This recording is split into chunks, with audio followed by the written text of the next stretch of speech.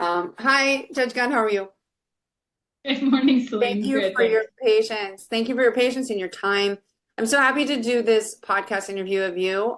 We have two purposes of it. One is as a part of the American Bar Association's Business Bankruptcy Committee, we wanted to spotlight your recent award, in which I'm going to read this. I want people to understand who I'm talking to right now and kind of what your background is, and to honor and recognize you for your contributions. So, and then the second is I'm so happy to have you as a guest on my podcast.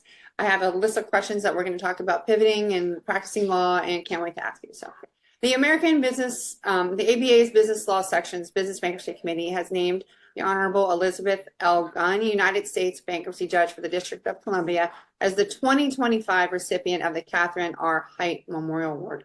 This award honors the memory of Professor Kate Heidt, nationally respected bankruptcy scholar and mentor, and recognizes young leaders who demonstrate scholarship, leadership potential, and generosity of spirit within the bankruptcy community. Judge Gunn was nominated for her extraordinary contributions to bankruptcy education and the ABA. She has been a driving force behind the committee's podcast and webinar subcommittee, where she created and hosted the highly popular Bad Boys of Bankruptcy podcast series, which I can't wait to talk to you about. Now the most listened to podcast and the entire business law section, which is a huge section. So that's so exciting. I can't wait. This creative project has provided engaging, substantive bankruptcy content for members and has significantly enhanced outreach, education, and member engagement. Appointed to the bench in 2020, is that that's the right year? Judge Gunn brings deep experience as a practitioner, educator, and thought leader. She has authored dozens of articles for the American Bankruptcy Institute Law Journal, The Federal Lawyer, and other publications, while frequently speaking at national programs such as NCBJ, ABI, NABT, and IWork, and the Federal Bar Association. She was also named to the inaugural ABI 40 under 40 class, which is so awesome, and serves as Which was a few years ago. Well, it was a few years ago now, but yeah. because you look so young. This is very deceiving that you've done all these things. Like, it's crazy. I'm so happy and pleased to be talking to you, so we can get into all of it. You were named to the inaugural ABI 40 under 40 class and serves as a board certified consumer bankruptcy specialist and business bankruptcy. Is it consumer, both of them, right? Or one? Consumer. I only took the consumer exam, so just the consumer one from. Okay, consumer bankruptcy specialist. As nominator Judge Frank Bailey noted, the number of hours that Judge Gunn has devoted to these projects is nothing short of remarkable. Her work embodies the very spirit of the Kate Heidt Award, underscoring her commitment to education, professional development, and the future of our profession. So Judge Gunn was honored at the ABA Business Bankruptcy Committee luncheon during the National Conference of Bankruptcy Judges annual meeting in Chicago on September 17th, 2025. So without further ado, let me tell us who you are and what you do. So yeah. Well, that gave most of it away. I'm Elizabeth Gunn. I'm the bankruptcy judge in the District of Columbia, appointed September 4th, 2020. I was sworn in from my living room by Zoom because it was in the height of the pandemic. I'm a one judge district and a one judge circuit. Although my predecessor is on recall, I handle every case that comes in the door in the district.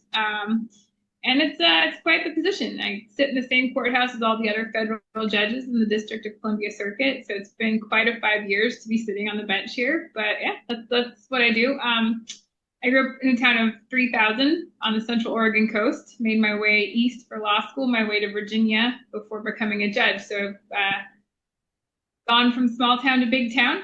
If you'd asked me 30 years ago, but I think I'd be living and working in the District of Columbia, I'd have told you were crazy. So it's been quite a journey to get here. So undergrad, you went where? Willamette University, it's in Salem, Oregon. Okay, and then law school was in. Boston College Law School. So I was in Boston for 3 years.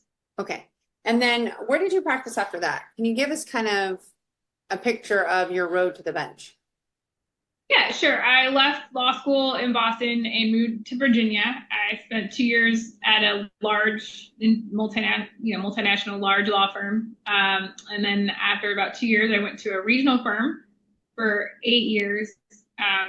Worked with the same group of people. At one point, we shifted law firms, but At that point, worked with my mentor and sponsor, Roy Terry, for 8 years. After that, I spent 5 years as an assistant attorney general for the Commonwealth of Virginia, in the Division of Child Support Enforcement, doing all of their child support enforcement and bankruptcy nationwide. And from there, I became a judge. So I did big law, medium law, government law, and now judge. Wow, that is impressive. When you were in private practice at BigLaw, what group were you in, and were you doing business bankruptcy, or like what area, what practice area? I went directly into the insolvency industry. I knew I wanted to be a insolvency lawyer coming out of law school. I had done the Duberstein moot court competition, but I got into insolvency through Professor Ingrid Hillinger. I'm her 6th bankruptcy judge now. So she turns out bankruptcy nerds, as I like to say. So I joined the insolvency practice at the Lodge Law Firm, and I was always a bankruptcy and insolvency practitioner for my entire career, which is, I think, unique. A lot of people don't come out of law school thinking they want to be an insolvency practitioner. Maybe we're hoping to make more. Yeah. But yeah, I did that. I didn't go to law school thinking I wanted to do bankruptcy. I thought I wanted to be an international lawyer and have people pay me to travel the world. But that quickly changed, and yeah, I really went down the insolvency track middle of my 2nd year, and then 3rd year took everything I could and did a moot court competition, and then went directly into insolvency practice. What did you study undergrad? I was a politics major, an economics major, and a Spanish minor. Okay. Speaking of traveling the world, can you explain for our viewers, if you are allowing me to show the video on this, what is behind you? Can we talk about that? So I have behind me probably 40 Starbucks mugs of them, and I decided I got one from every place, every city or in our country I've been since taking the bench. Oh. So I don't think I'm missing any, and that includes both personal and business travel, but it's quite a collection at this point. Where was the last place you went? Last one I got a new mug for was Berlin. I went to Berlin and ran the marathon there in September of this year. So how many marathons have you run? 10. This was my first one being a judge. I did my first in 2008. Then I had my kids, and then I did 8 more after that, took some time off. And then had this one this year. I found out last week I'll be running Sydney in August of 2026. So I guess I'll have at least 11 under my belt. Wow, that is impressive. Were you a runner in high school or college? No. No, I played golf in high school, which remarkably came in handy as a young associate. Being a lady golf at a scramble. Now I came up in the mid-2000s when golf outings were still a huge networking event. They've kind of gone passe these days. Yeah. But back then, there were 3 or 4 or 5, best ball tournaments a year.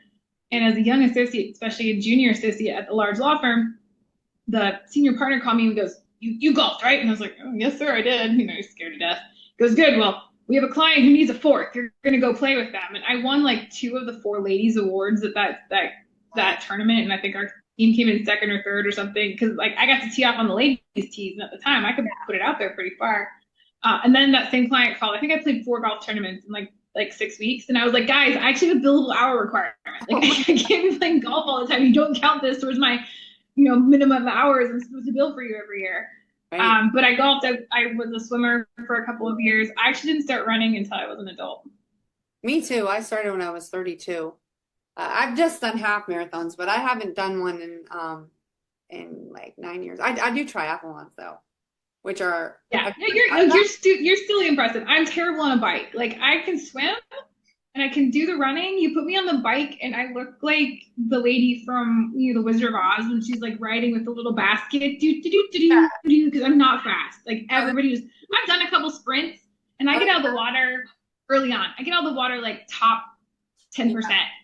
By the time the bike's over, I'm in the bottom 20% because I'm so bad on a bike. I'm not good on the bike either. But yeah, that's so, I love that you do all of that. It's me. I did sign up for a half marathon. I have to say, I did sign up for one. I don't know why. I'm I need to move more. I don't know. So we'll see if I actually. I've got one scheduled for right after Christmas, just to keep myself motivated while it's cold outside. So yeah. With old age, though, I think I'm older than you are. I need like gentle. So like Pilates is my thing now. Do you do Pilates or like yoga or like cross training? Tried it, those seed crunch things, and I have a love-hate relationship. I found that people always say running's hard on your body, and I say it's a lot like a boat motor. If you go out and you try and run your boat at full speed after not doing it for 3 years, yes, you're gonna do something to it. But I mean, if you go out and you run 2, 3, I usually do somewhere close to 4 or 5 days a week. Yeah. Everything stays lubricated and it's okay. But yeah, no, I should do more strength. I'm in my mid 40s now. I should do more strength, but there's only so many hours in a day. You read that ridiculous bio. Some days I just have enough to barely get my run in. So. And you have a son too, and how old did you say a son? I have a 15-and-a-half-year-old daughter. She's got her permits. I'm being chauffeured around everywhere. Okay. And a 13-year-old son. Oh, okay. So you have a boy and a girl. Yeah, I have a 16-year-old daughter. She's got her permit too, and I'm driving her around as well. My son is he's almost 18 though, and then my little she's 8. But so you've got the two, so that's awesome. I want to ask you again about your practice here. So then you became board certified in consumer bankruptcy. Why consumer bankruptcy? And at what year did you get board certified? So I got the 40 under 40 award from the ABI in 2017, and one of the perks is that we could take the certification exam for free within like a year of our recognition. And so by the time I got the 40 under 40 award, I had transitioned to the DCSE job. I was doing the child support enforcement work. And so the consumer exam made more sense for me because I was doing basically exclusively 13s and a couple of like individual 11s and stuff at that point. Yeah. I had done a lot of corporate work for 8 years, but at the time it made sense to become certified in consumer because I was there and doing that stuff every day. So that's why I did the exam. Okay. I studied more for the ethics portion of the exam than I studied for the consumer portion because I was living it day to day. Yeah, I get it. Okay, so when you were in private practice, do you have a favorable or memorable client engagement or just some? We had a lot of like mid-market stuff. Like the client, it wasn't my favorite client, but I did once go and have my very first reported decision. My mentor and sponsor, I mentored Roy, let me go in and argue the argument. It went up on appeal, got affirmed by the district court. It was kind of fun. I got to limit the scope of the secured lender's collateral because their UCC1 statement wasn't as fulsome as they thought it was. So I do remember feeling the success of briefing, arguing, and successfully, winning a position for the client.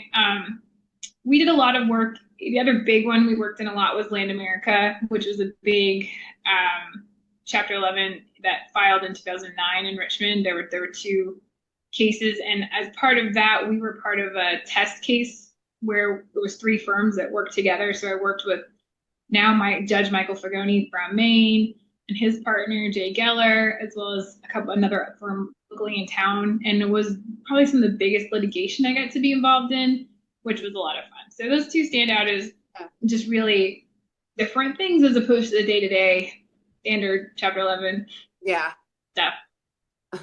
I'm trying to block out whatever's on my comments table.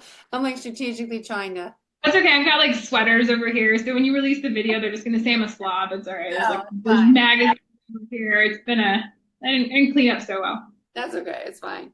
So in terms of bankruptcy work and how did you get into this particular area, and then what inspired you to become a judge? The bankruptcy came as a result of taking Article 9 with Ingrid Hellinger at 8 a.m. on Mondays and Wednesdays in my second semester 2L year. She taught Article 9, but she also taught pieces of bankruptcy through that. And I was like, ooh, I really like that. I probably hasn't heard that I got a really good grade in that class, but I loved her class. And I became just obsessed with the topic area. So that summer, I summered at now Judge Frank Santoro's law firm, and then just went full speed. So like I said, I came out of law school. I did the Duberstein moot court competition, which is bankruptcy moot court competition. And the best part of that was that Ingrid knew everyone in Boston.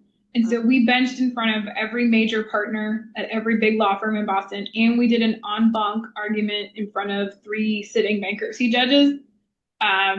in the en banc courtroom in the First Circuit, which was a lot of fun. We did terrible at the actual competition because our brief wasn't any good. We were great oral advocates, though. We had a lot of fun. So I came out being an insolvency lawyer. Can't remember the second half of the question. Why do I want to become a judge? Yeah. I'm a huge nerd. So I enjoyed the scholarship of it. One of the things I loved about bankruptcy was that while there's a core concept with the code, there's something new with every client, something new to learn. I mean, I became an expert in, I don't know, mechanics liens for one client, UCC for another client, obviously 1031 exchanges for another client, in addition to the bankruptcy stuff.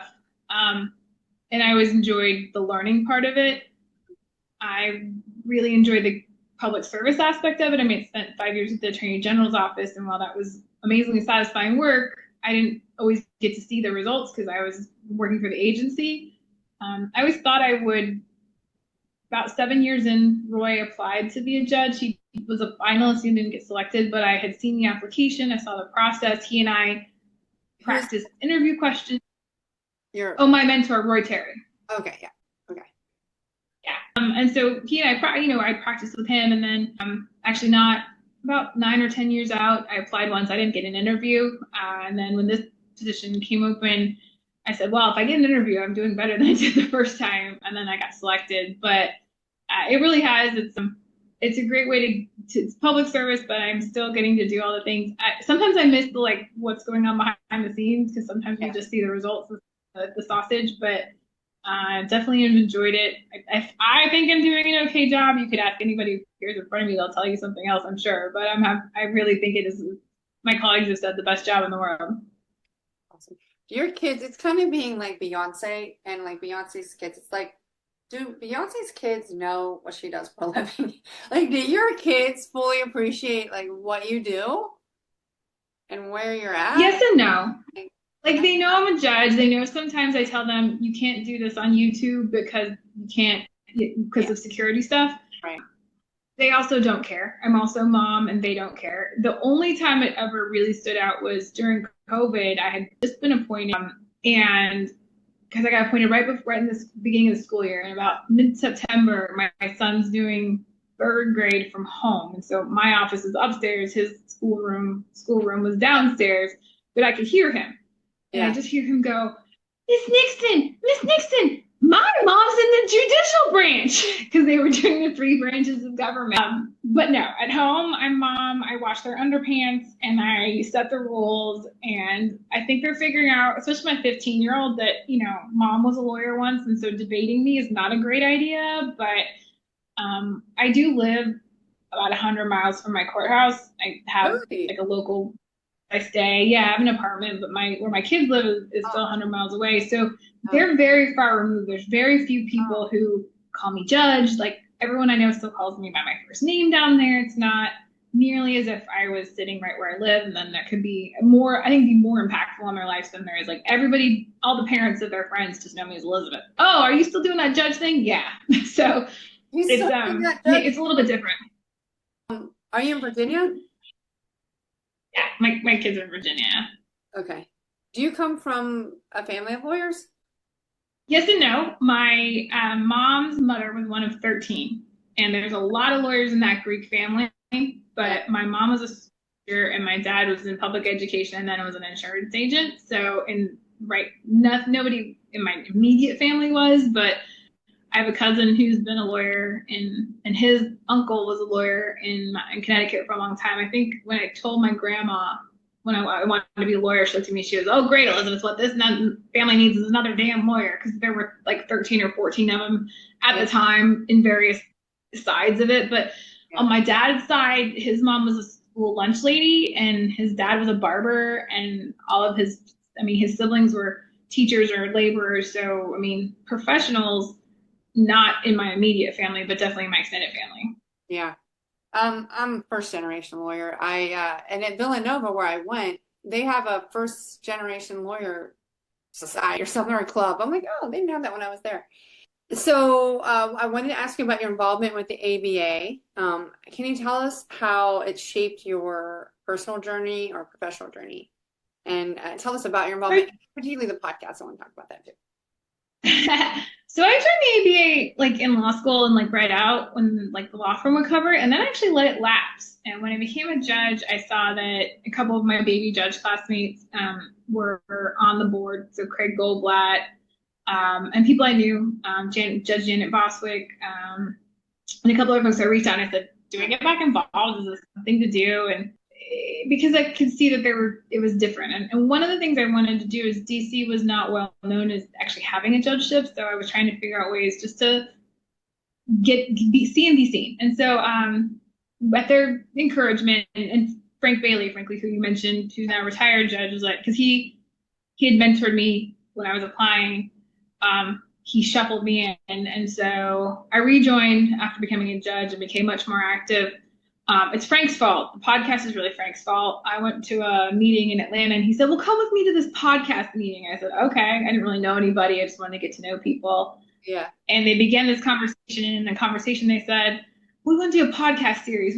Do we want to do CLE?" And I said, "No, no one wants to listen to CLE on their commute in the morning. It needs to be entertaining." And they said, "Well, wait, I mean, what else?" And I was like, "And you need a single host, because it's like, wait, don't tell me, or Smartlist, or Conan O'Brien, or Armchair X, or any of those. They have a single host, like, Yeah. or even smaller ones. I like one called The Wild with Chris Morgan, who does that's out of Seattle. Anyway, they always have a single voice, and then you have different guests, and you need to pick somebody." They're like, "Well, good, thank you for volunteering." And I went, and then we were kicking around ideas, and the Bad Boys idea, I don't know, might have been my idea. I don't know. So there's so many, everybody has a great story about that one person who, and they're like, "Yes." And I said, "They can be interesting. They can cover some of the legal, but they're engaging enough that you're going to learn something about bankruptcy without realizing you're learning something about bankruptcy." And it just took off from there. We've had a number of different people. I call them the producers. So they're members of the committee who help me get the guests, coordinate, get me the materials. Yeah. And then I do the recording. So I'm just not an island to myself. There's a lot of people that have helped me and continue to help me set it all up. But I'm recording season 3 right now, which will be released in January. And at the end of 2025, we're releasing a mini series on the Madoff bankruptcy. So we'll have 3.5 series in middle of 2026. So do you write the questions, or do other people? We actually don't write a script. If somebody gives me a list of questions they want to make sure I ask, I'm always happy to do that. But mostly I ask for operative pleadings. If there's a criminal indictment or a criminal conviction or a plea agreement or a news article or a order from the court or a memorandum for the court or any of that stuff, I just ask them to give me background. We'll do a quick chat before we start recording to make sure there's nothing they don't want me to reference, or if we have to reference things with, we've done a couple with pseudonyms and things like that because of very litigious people. But I try and make it a conversation so that I say, "Look, I'm going to follow the timeline. If you don't like a question," because I have great editors, they edit it out for us or whatever. So it really is, it's not pre-planned. There have been a few where I've had some more outlining things because people want to make sure I hit certain topics, but I'm going to stick to this, but I might ask an additional question. And for the most part, it's worked out well. It's very, it's just trying to be conversational, really talk about their experience, because for most of them, it's something they live through. And so I can kind of get a feel for how they live through and what they live through and just get out the narrative, because I'm learning, and that's the best part of it. That's fantastic. I'm going to add a link to that podcast in the show notes to this, because this is essentially like what stories that I'm trying to get at people I interview too, mostly practitioners, like, tell us about your war story and what you learned from it. So with the podcast, so in each season, how many episodes? So far, season 1 and season 2, but 8 episodes. The Madoff miniseries is 4, and I'm hoping we'll have at least 8 in season 3. Okay. And then is there a favorite episode that you might suggest listeners listen into? I don't know. I mean, we've had so many interesting ones. Some of them are interesting ones. The very first episode, season 1, episode 1, talks about the developer from Seattle who, when the heat hit, grabbed his wife and multiple suitcases full of jewels and things, and his 3 yippy dogs, threw him in a Land Rover, drove north into Canada and across to charter a plane to France, and then were living on the lam for years in France off these jewels and things they had in these suitcases. And when one of the dogs got sick and had to be treated at a local vet in France, that's how they caught them and found them at this chateau. But because by the time they reached them in France, they were in their like early to mid 80s, France wouldn't extradite them. So while they were able, the FBI and the trustee in that case were able to confiscate many of the jewels and all of the stuff they had taken with them, the cash and the jewels they literally took in suitcases. They couldn't. They're, as far as we know, they're still living in France. Yeah, and then I've got one where we talk about a guy who ran a Ponzi scheme out of a Dunkin' Donuts in Massachusetts. There's also another scheme out of Massachusetts where they found millions of dollars in a box spring. And I get to hear, I met with the guy who'd been the AUSA on that case, who literally his job was to sit there and babysit the box spring until the FBI could come take all the cash. So there's been quite a few that have these fun, things you would never know. I just did one, which will be released in season 3, with a woman who tried to hold herself out as a barrel racing superstar, married to one point at Jean-Claude Van Damme, seemed to have always found very rich husbands. And yet when she filed bankruptcy, nothing was in her name, not the mansion she lived in, not the barrel racing horses she owned, or their trailers, or their cars, or all of the jewelry, including the jewelry they later found hidden behind a wall in the house. She just didn't know how it ended up there. So sometimes I just keep going and I'm like, I don't understand. But I think the highlight was I spent about 3 hours with the guy who was the lead prosecutor on the Madoff cases, who's been there since day one, representing the trustee. Yeah. He can tell a story, so people can, that was quite a 3 hours. I think I spent one time, he just talked for 15 minutes and I just watched him talk because it was so interesting. Wow, I can't wait to hear all of those episodes. That's awesome. I love that. I want to talk about the Kate Heidt Award. So tell us about that award and what it means to you. And can you give a little plug for younger lawyers or any lawyer that would like to join the Business Bankruptcy Committee for the ABA? As I said, I came, and I said this when I accepted the award, I came to the committee late. I was not, some of my predecessors who received it include Judges Paul Haig and Corey Lopez Castro, Sharon Weiss, that have been involved from a young age. And I came in the committee late. I guess I came in and dove in head first. I didn't realize how popular the podcast was until I realized how popular the podcast was, because people are not asking me about it, and I keep going, how do you find out about that? But I would say it was down to Frank Bailey. He was really my cheerleader. I told him I was going to buy him some fancy pom-poms for nominating me for the award. It surely was an honor. I snuck in under the wire. It's 45 or younger, and I'm 44 this year. So, but it is, it really highlights what you can do a lot if you're willing to put your time in. I always tell my interns and my law clerks and young lawyers that I try and mentor that there are lots of opportunities out there. And if you say yes, you need to do a good job, because you'll be recognized for when you say yes, but it won't be nearly as impactful as if you say yes and do a terrible job, because you're never going to get a second opportunity, because we are a big, small industry in the insolvency industry, and we have very long memories. Yeah. And it's okay to say, no, I'm too busy at this time, or I just don't have the capacity, and please come back to me, because you'll get asked again. That's not going to kill you. But if you say yes and then don't do something, then you won't get the opportunity. So I guess I see it, being recognized is nice. It was surely an honor and a surprise. When I got the phone call, I about lost it. Thankfully, they warned me ahead of time.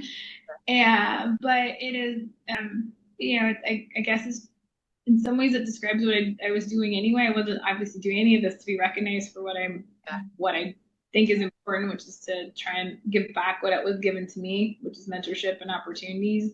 And I always like to tell everyone, if you can do something and not have to live one of the very hard lessons I learned the hard way, maybe I've done my job, because I don't think I did anything the easy way coming up. I was kind of a first generation lawyer in my immediate family, and I did a lot of things the hard way, a lot of lessons the hard way. But it was very, very kind of them to select me, very, very kind of Frank to champion me for it, and certainly hope to live up to not only Kate's reputation, but the people who had received it before me, for sure. I love that. It's so funny how like I've been hearing this theme all week of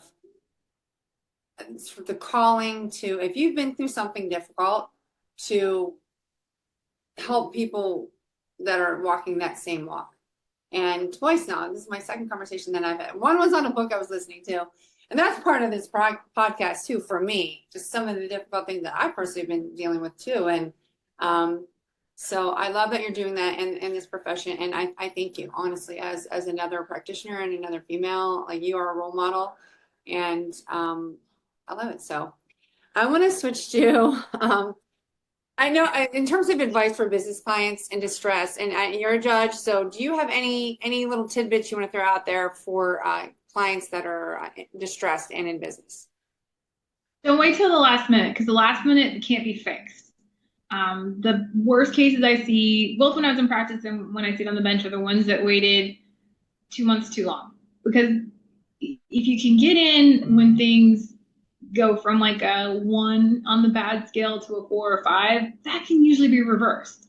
Yeah. But when the client walks in the door at an 8, 9, 10 on the 1 to 10 bad scale, it's all, lawyers are very skilled. I have a lot, they're very skilled, they're very creative. Bankruptcy lawyers have a lot of creativity, and there's a lot of power in the code, but there's just some things we can't do. And so the ones that I see that are the hopeless cases are ones that probably, if they'd shown up 4 or 6 months earlier, or 4 or 6 numbers on the scale earlier, they probably could have fixed it. But they get in so deep that it's unsalvageable. So I would say things are going to happen, and if you can engage with someone earlier on, the likelihood of filing bankruptcy is probably less, which not great for me, but there's a lot more options to work with when there's a little runway and leeway to work with it than when you're at the very last moment, because bankruptcy lawyers can do a lot, but they're not miracle workers. Yeah, absolutely. And what about advice for creditors? Check your mail. Make sure your addresses are up to date. Sometimes, and I'll deny this if somebody argues it in front of me, but sometimes the squeaky wheel gets the grease in a case. Yeah. Yes, the bankruptcy code calls for pro rata and equal treatment of creditors, but I can tell you that's not the reality. A lot of times debtors will try and grease a squeaky wheel, and you may get more if you're proactive. And don't represent yourself. Do not trust your business lawyer to represent you. Do not trust your contract lawyer to represent you. Maybe get somebody involved. It'll be worth the bankruptcy code protects those who show up and play. We definitely protect everyone on due process. You will get noticed, and it is an affirmative choice whether or not to participate or not. But I almost always uniformly see creditors being treated better, and that's in a dollars and cents better maybe than anything else, if they participate than if they don't. Because if they don't, the debtor can say whatever they want, and if no one objects or no one takes the position, then as long as there's been due process, then there's nothing not my job to protect somebody who's not going to protect themselves. So creditors, open your mail, read your mail, use a bankruptcy lawyer, and participate. The system is designed around people participating, and some of the biggest challenges we face these days are the non-participating parties, including government agencies. I love that. Okay, cool. All right, thank you. All right, I'm going to talk a little bit about pivoting. So what's a pivot moment for you, professional or personal, that changed the way you approach your work or your life, if you have one?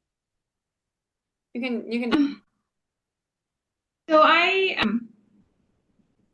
ended up leaving private practice to go to state, and I took a massive pay cut to do that, and I had 2 young children when I did it.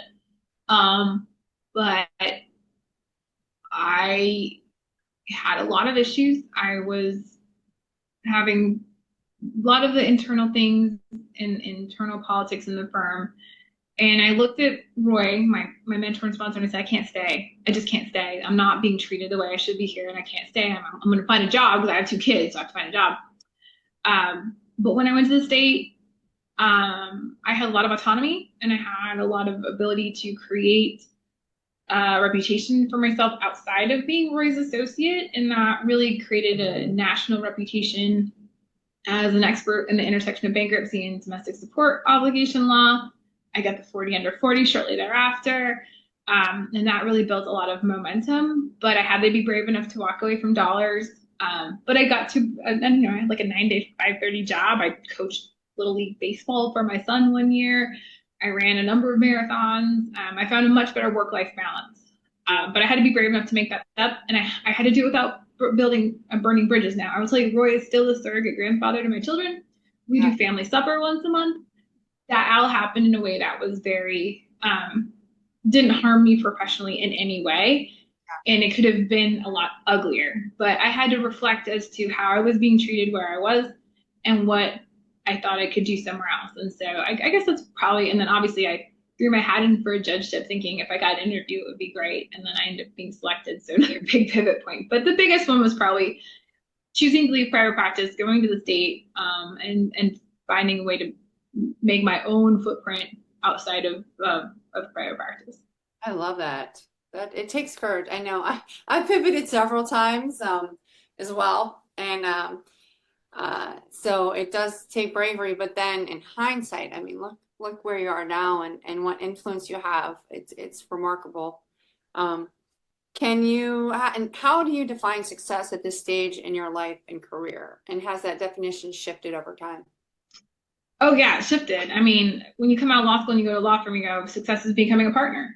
I never became partner at a law firm. I never got past what was essentially senior associate counsel level. I went to a state government agency. I didn't become a senior. I was a top level, just basic line AG, which was great. I'm not sure bankruptcy judge. There's nowhere to go but up. I mean, there's nowhere to go. Like I'm not gonna be. I'm judge. I don't foresee myself doing anything on a district job, any other level, because I was always a bankruptcy nerd and I really enjoy this is probably my last job ever, which is great. It's kind of weird to say because I think I've got 21 years left, but probably my last job ever. Yeah. But the way to be successful here is in some ways to build the community. So have good law clerks, have good interns, have great relationships with the bar, continue to be active in groups that foster the insolvency community as a whole. So I don't know if I can be successful. I mean, you can just be a judge. Like I will say 5 years in, I've yet to be overturned or remanded, which is going to happen someday, but I'm going with a 5 year. I'm feeling pretty good after 5 years. It's not a bad record so far. But hopefully I've written some stuff that's helpful, thinking about that. But I don't know if there's anything to say about career-wise I can go up or down other than to continue to be active and like grow my little bankruptcy nerd family as much as I can. I love it. Were you in leadership positions as a young, like in high school? Yeah, I was an overachiever. I was also bullied. I was incessantly bullied in high school. I skipped the 8th grade, so being called 8th grader for 4 years was a lot of fun. So I didn't get like the popular stuff, but I was like president of the Thespian Society. I was captain of the swim team my senior year. So yes and no, like I was in the marching band and I was drum major during basketball season. So there was some of those things, but it wasn't the popularity contest ones. It was the other ones. But I was also highly bullied as a result of, I went to a really small high school, 400 kids. I skipped the 8th grade. And then I took classes with the grade above me. So that really made friends and enemies all at the same time. And then my senior year, I ended up going half a day to my rival high school and half a day to my high school because I had run out of advanced classes to take. So, yeah, trying to do the best things I could for myself put me in an awkward social situation, especially my senior year when neither high school really wanted to claim me. But yes and no. So yeah, I was trying to be a leader, but at the same time, it was definitely not the popular leader things at all. It was not popular in any way. Can I ask you, so were you bullied for your intellectual achievements, like your scholarly? Is that what it was for? You add that to my mom also being the sex ed and health teacher in the high school. So everybody in my high school, and 400 kids, took sex ed from my mom. And yeah. So being super smart, which was threatening to people, my mom being the sex ed teacher that everybody had, and just, I guess, not really apologizing for being smarter and just trying to get as much education as I could. I just wasn't popular. And so I was an easy target. I mean, if you're a small high school, you're an easy target if you're not like everybody. And I definitely wasn't like everybody. This is so weird. Like, I don't know what's going on with my life. Like, I do listen to podcasts and Instagram reels. Like, I'm obsessed with online information. And just this morning, I'll have to send it to you. It totally relates to exactly what you're talking about. Because I grew up in a small town too, super nerdy, super academic oriented. Like I just loved information and learning. Like that's just who I am as a person. I came out like that. And it wasn't like warmly received at times. Like I felt really like on the outside in many ways. But but that's just who we are. And you're called to I live. like to tell my yeah, you think about it, if you peaked in high school, imagine how boring your life would be afterwards. And there are definitely some people I went to high school with that peaked in high school. Yeah. But I went to high school with some amazing people. I went to high school with the very first female pilot of the Goodyear blimp. I went to high school with a guy who invented a freestanding climber that got a patent and then hosted a children's show on PBS out of Boston. I went to high school with a woman who became a lyric soprano opera singer. I went to one high school with a woman who became a fighter pilot in the Air Force. So there are a lot of, great people who have come out of where I came from. In fact, one of my high school classmates, who I didn't realize, became a partner at a law firm just up the street in DC. So there's a lot of people who come out of my area, done great things. Frankly, those were the people who bullied me anyway. But Yeah. They weren't, right? They weren't the ones. Yeah.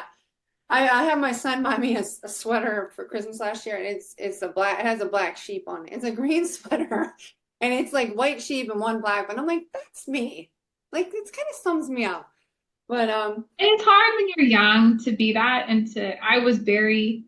did not have a lot of self-esteem. In fact, one of the failings, one of the trappings I try and get my interns and my clerks to understand is that I came out trying to be what I thought a lawyer should be.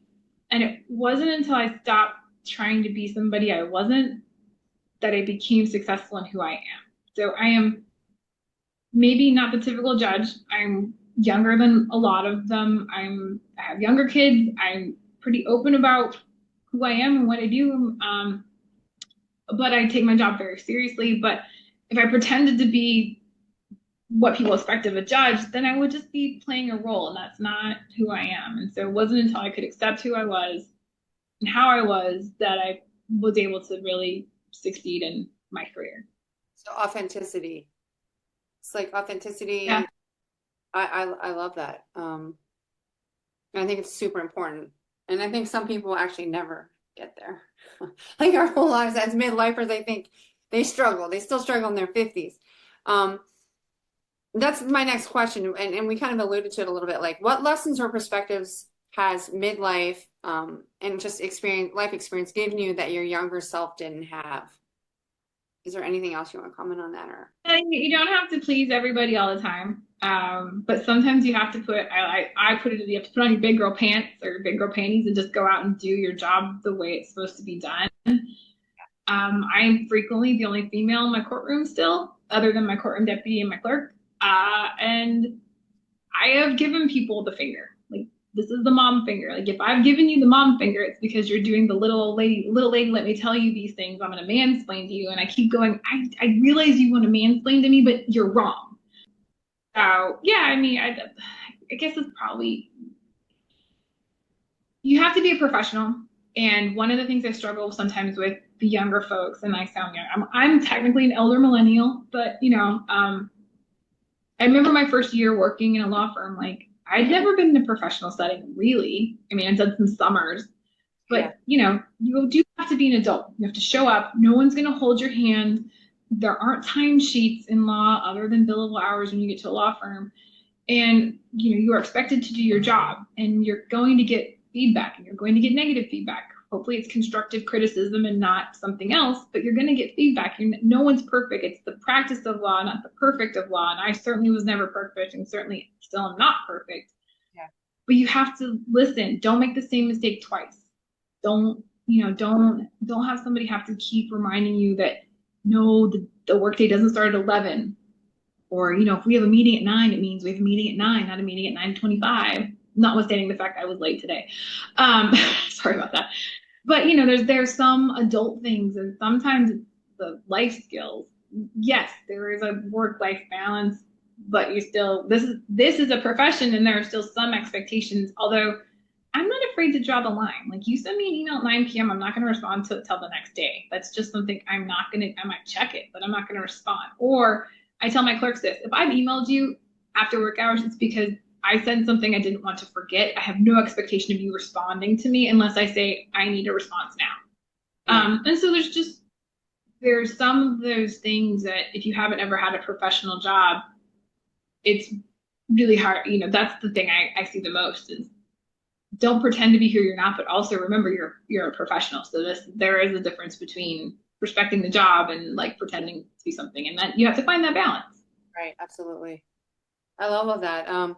You alluded to sort of the community in the bankruptcy bar and in your chambers and the importance of that. And I love that you said all those things. I think I took a class in college. It was called Creating Community, and it was one of my favorite. And I just think wherever you are, and especially if you're a leader, you're impacting all these people and in the workday, and you spend so much time with your colleagues. So it says this question is, what role does purpose, connection, or community play in your happiness today? I think with that, this can be a very lonely job. We are isolated in many ways from those who practice in front of us for ethical reasons. Our inner circle is essentially our chamber staff, our clerk's office staff, our families, and maybe those who aren't in the profession. And I get a little bonus because, like, most of the people I've practiced before with don't practice in front of me, so I'm still friends with a lot of them. Yeah. But without having those connections and maintaining those connections, this job could be very, very lonely in that you are very isolated. And so ensuring that there's a good community within chambers, that I take time, we walk to Starbucks, sometimes there's a donut place. I have Lego, we do Lego some days just to have time to connect in ways that aren't work related. And then continuing to do that with the community, like whether it's through an activity like running or a sport or music or whatever you're involved in, making sure you keep that, because all work and no play makes somebody a dull person, or whatever that saying is. We're a small knit community. I try to keep in touch with as many people as I knew beforehand. It helps them continue to be involved. But I also know that if I walk into a room where everybody knows I'm a judge, I become an elephant in the room. So I'm very cognizant of that. But it's a huge part in sometimes maintaining your sanity, because there's very few people I can walk up to and go, what the actual heck just happened? Yeah. Because I don't have very many people for that. So yeah. Trying to maintain that too. I love that you're talking about that, because I mean, I struggle with that myself. I mean, I'm a sole practitioner, but I do work with several other attorneys, and I have like two paralegals, but yet I am still working remotely. It's just not my vibe. I love working for firms. But it's very isolating. So part of this podcast is for me to, like, on a weekly basis, just like connect. Like, I'm loving this interview right now. But I love that you talk about that. I mean, I have a bunch of kids too. So I'm trying to, do what's best for them and what's best for, myself and my career. It's challenging, especially with, the pandemic. I did draft an article, I don't know if you caught wind of it, but it was I think it was one of the publications. I don't know if it was ABI, or I think it was ABI actually, about how do you define success and happiness in a post-pandemic world. And I don't know if I'm happy to send it to you. I interviewed 10 of our colleagues, 10 female bankruptcy attorneys. I didn't want to just do female, but it ended up being all women that I was asking. But we talk about this, and I have my law clerk like research what happiness and success and lawyers and what they say and what's the formula for it. So that was one of my favorite pieces to write. Now I will tell you the happiest. I mean, except for this job, because my salary here is public knowledge, but I was happiest at my lowest paid position, which was at the state. I enjoyed that work. I enjoyed my coworkers, but I was making the least amount of money I made at any job. It's interesting. I'm like, when was I happiest in my career? I mean, it's been a good run for me too. I do love the practice. When you're practicing without kids versus when you have them, for me, like, I loved my 20s. When my coworkers were my family. We were at the office Ours the night, but it was fun. I mean, in Philadelphia, that's where I practiced when I first came out, and Wilmington too. Those kids put in as many hours in the heat Yeah. for a fraction of the respect that the football team gets. And if you could just give them their 7-minute show at halftime and not talk over it, it just shows the respect for their efforts, because those kids are athletes too. My son is 105 pounds dripping wet, carrying like a 25-pound bass drum and playing it on beat, on time, and marching on the right foot in the right place, on the right place on the field. And my mom was a high school teacher, and years ago she would, again, small town, in the winter she would have the football team used to make fun of the swim team. It was like, oh, you guys are just flapping around in the water. So she every year she would host a football versus swim team swim meet. And all of a sudden the swim team got a lot more like recognition than from the football team. And so in some ways I would love to strap a bass drum on the kicker and see if he can keep time and walk in the right place, especially as an 8th grader, because my son is an 8th grader marching with high school marching band. But yeah, I mean, if I can put a plea out there, just watch the marching band. Sit down and watch the band. They have put so much time and effort into it. When you send me the photos, can you send me some videos of that? Like, I'd rather have like videos actually. It's all about video. Yeah, of the I band. do have a show. I have a show. Yeah, I have a show video. It's pretty cool. They did a Game of Thrones this season, which was really cool.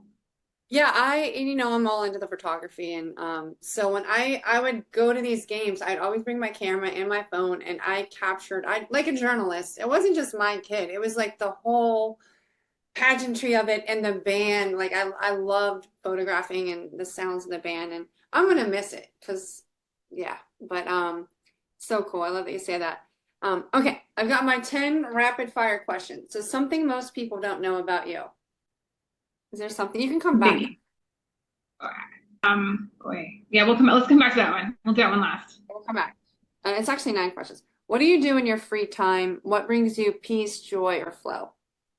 So obviously we talked about running before, but I like to do counted cross stitch. And I make things for folks, which is like an 80-year-old hobby, I think. But that, and I like to read, and I do a lot of audiobooks. So sometimes I combine those two loves and do an audiobook and cross stitch. But those are probably my favorite things to do if I have time. I mean, I'm flattering myself, but we are very similar. Like, I like to crochet and make people stop while I'm doing something else, though. It has to be while I'm like listening to something. But I love that. That's awesome. Do you have a favorite Netflix or streaming show? Let's see. Bake Off. I'm a huge Bake Off fan. Wait, can you hold on? Hey, come here for a second. I want you to meet Judge Gunn. I want you to say hello to her. I'm not that scary, I promise. I just got 2 new earrings in my ears last weekend. She's got earrings, like up at the top. She said she's in her pajamas. Come down. I just want you to say hi real quick. I want to tell you her story, please. Come down when you're ready. Sorry, they're home. Okay, it's okay. So I like Bake Off. Bake Off, okay. Midwife. I began watching every season of Survivor from the beginning, so I'm like, yeah, called The Midwife. I like that one. Wait, this is my daughter, Kira. Come here. This is Judge Gunn. She's 44. She's a bankruptcy judge in DC. She does What's that? Can you see her? This is Kira. She's my track star. She went to nationals for track. This one. I run very, very slowly. Like your easy pace is probably better than my like push pace, so it's okay. She's the jumper. Yeah, she's a long jump, triple jump. But she's the next one we're gonna see jumping in Times Square, yeah. Like the Olympians were jumping in like Times Square. They were? Yeah. Well, we're hoping. Yeah, who's that? It's Tara Davis Woodall. So she was at the Olympics last one, and then she just won the world championship for the triple jump. And so they put an entire runway down on Times Square, and like she triple jumped like on this runway. It was really cool. Did? Yeah, I saw it on Instagram. Kira holds the school record for, is it long jump or triple jump? I'm not sure. Triple? I don't know. She's a junior. She has a school record. So there you go. I don't know what's going on over here. Well, I could walk onto Duquesne right now. Yeah. She wants to do demon. Wow. I want to go to clubs. Oh, she wants to go. Oh, that's new to me. Oh, Okay, all right, bye. Sorry. My neighbor's daughter's a freshman at Clemson this year. Oh, really? Clemson's good school. All right, that's fine. Yeah. Okay. Okay, let's see. They have called them I love the crappy stuff too, like Emily in Paris. I know people will trash that, but I enjoy that. Oh, Schitt's Creek. The other one. What's the other one? Ted Lasso. You know, All that? anything that's light. I tried to watch Game of Thrones, and I was like, "Ooh, that's heavy." Oh, I love Outlander. Give me Sam Heughan any day of the week. I watched That's that. great. Yeah. Call the Midwife. Like, you're the only person I know that watches that too. Like, I have watched so many of those. I love it. My mom likes it too, so we watch it together. All right. What's the best vacation or bucket list trip you've been on? When I lived in Chile, I did a study abroad. I did a week in Easter Island and a week at Machu Picchu, which were both amazing. And then I guess secondly, I also did Bora Bora for a week on my honeymoon. Okay. All right. Where's Easter Island? So if you go to Chile and head west by about a 6-hour flight, it's an island that sits out in the middle of the ocean, about halfway between Chile and the Asian peninsulas over there, the Asian islands. It's the one with the big heads on it, the Moai. Okay. Okay. They call it Isla de Pascua, but it's Easter Island in English. You speak other languages? So I am advanced conversational. I used to be fluent in Spanish, and I'm like elementary school level German. I tried to learn German before I went to run the marathon in September. So, but yes to Spanish, German, like, I could converse with a 4-year-old and probably get away with it. Good. I keep yelling at her to turn down the television. What is the best gift you ever received? You can come back. Good one. I'll try to think about it. I don't know. I should have a good answer for this, right? But I mean, I'm gonna get sappy. Like, my daughter took her own money and bought me an Alphaba like Squishmallow last year for Christmas, and it's just an Alphaba Squishmallow, but it was something that she went out and did and bought for me with like the money she had earned from like jobs and stuff, which was kind of cool. An Alphaba Squishmallow. I can't even say that. Doesn't roll off my tongue. Okay. Yeah. Oh, wicked. Are you gonna watch the second one? Oh yeah. It's coming out. I know. I love it. What's the last song you listened to on your iPhone? I think it was something by Ed Sheeran. I was just listening to it when you called me. Oh no, I had Michael Bublé on when I was calling in. So some Higher by Michael Bublé. What's the last podcast or audiobook, if any? God of the Woods. It was my book club selection for last month, and I didn't finish on time, so I'm almost done with it. And then podcast was Wait, Don't Tell Me from this past weekend. Okay. Do you have a pet? We have 3 black cats, 2 black cat brothers, Fluffy and Nutella. We got in May of 2020 our COVID cats. Mommy, we can do school with kittens. We really have to have kittens to do school from home. And then a long-haired black cat we got the next year, who was supposed to be a Maine Coon rescue, but really is just a long-haired, grumpy female black cat. Okay. Do you have a favorite, and this is my last question, but we're going to come back to the other one, the first question. Yeah. Favorite city or hidden gem that you've visited? So I grew up on the Oregon coast, and I really think it's kind of a hidden gem. I miss it. It smells different. You don't go there to surf. You don't go there to sit in the ocean, but you go there because it's beautiful.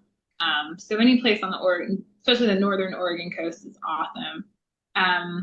Other hidden gems I visited. So the other thing I will say is my sister lived in the Gambia, West Africa, which is surrounded by Senegal. And Banjul is the capital there, and they have beautiful beaches. And it's a country that's gone through a lot of turmoil. Although English is technically their official language, it was lovely to visit, and it certainly has a lot of tourists from Europe. But I would say my favorite one is Rarotonga. We went in to schedule our honeymoon in 2004, and the travel agent was this lovely man. He's like, "You're going to go to Bora Bora, and then you're going to Rarotonga." And I'm like, "I'm sorry, we're going where?" And he's like, "Rarotonga." And I was like, "Sure." It's an island in the Cook Islands. It's a New Zealand protectorate. You can get your Cook Island driver's license and rent a scooter and drive around the whole island in about 45 minutes. But it is really quite a hidden gem. I think it's well known from Europeans, but not many Americans have looked at the Cook Islands. It was beautiful, and it was very as opposed to Bora Bora, which was very cosmopolitan. It has very, like, we stay at La Meridian, it has lots of big fancy resorts. Rarotonga was much more localized, at least in 2004. I haven't been back, but of all the hidden gems I've been to, probably Rarotonga is the nicest one. There was usually a gecko on the wall to welcome you in the morning. Very similar to Easter Island, but yeah, those like little hidden gem islands are beautiful. Very cool. I love that. Okay. All right, something people don't know about me. I marched tuba in the marching band, so I was also a marching band geek. Big giant and big giant tubas. Me and 4 boys. It was a lot of fun. Okay. Yeah, and I now have, I guess people will know about me now, but I've got, let's see, 8, 9, 13 piercings now in my ears.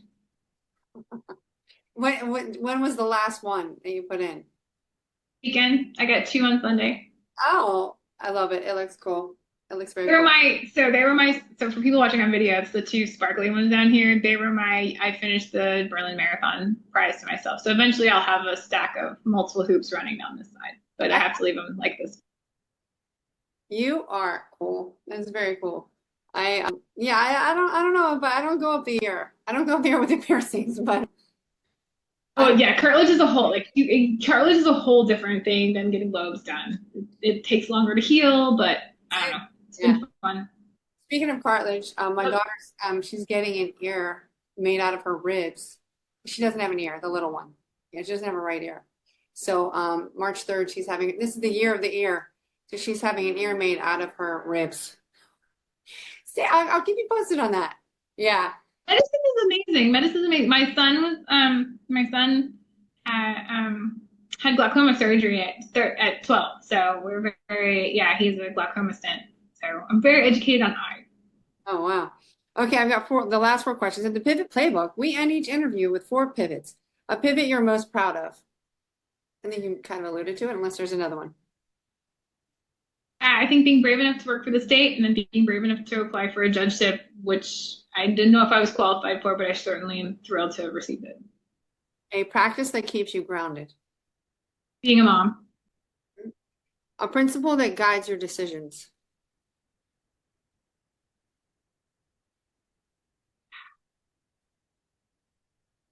I think it's just how treat others like you want to be treated. This world has so much hate and negativity in it, and there's just President Clinton said at one time, our minor differences are so much smaller than all of our interesting commonalities, or something like that. I wish I could remember the exact quote. Right. And it's so true. We all have so much in common, and yet we focus so much on the little pieces that are different that I can always find common ground with someone. Love that. A person who's changed your trajectory.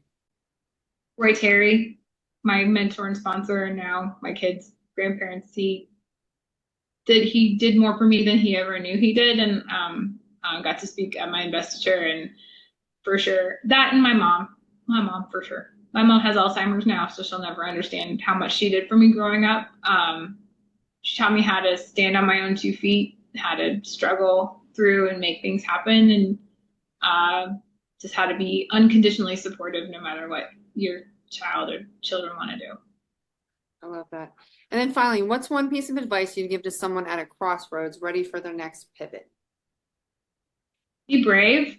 Sometimes the best decision is the scariest decision. And be brave and trust your gut, because sometimes your gut knows more than you do.